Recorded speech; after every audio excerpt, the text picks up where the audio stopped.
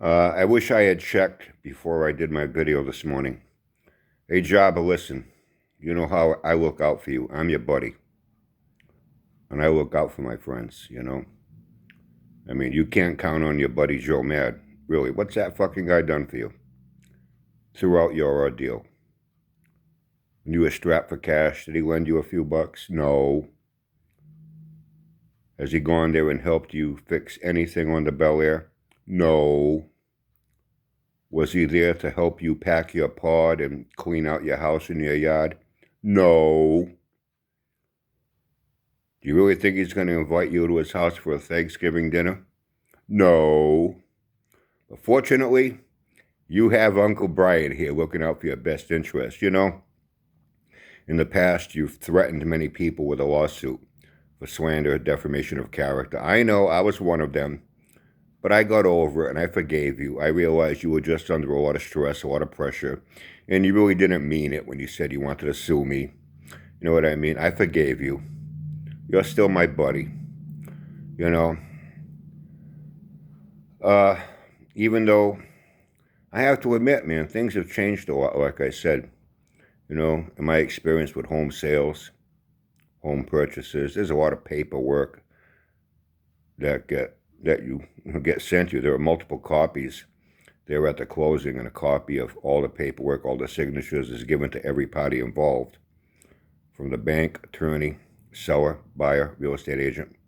You know what I mean? And several pages. I guess now in this internet age, all they do is text you a picture of something that's been heavily cropped. No name, no address, they just say, hey, your mortgage is paid. Hooray, good for you. I guess that's how they do things today.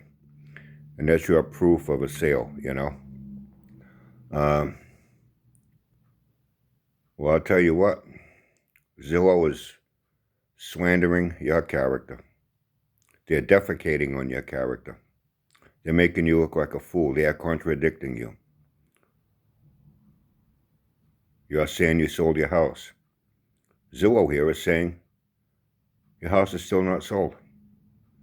For once, you have a leg to stand on with a lawsuit. And I say a leg to stand on because you only have one good leg, right? You got that one leg that gets all fat and filled up with water, and that's why you can't walk too good.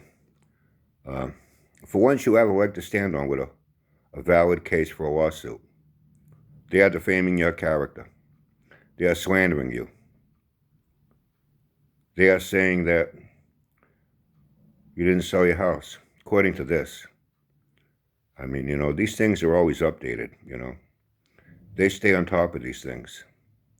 But, I'm trying to help you out here. What would you do without me?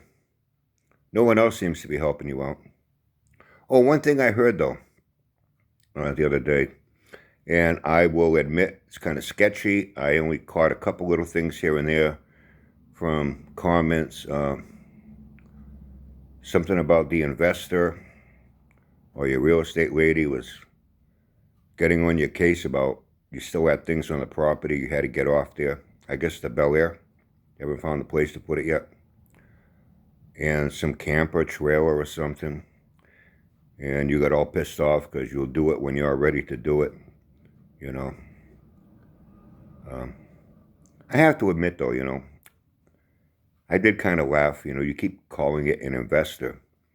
That's a word that's usually used when a person is buying something for a business purpose, an investment in a business.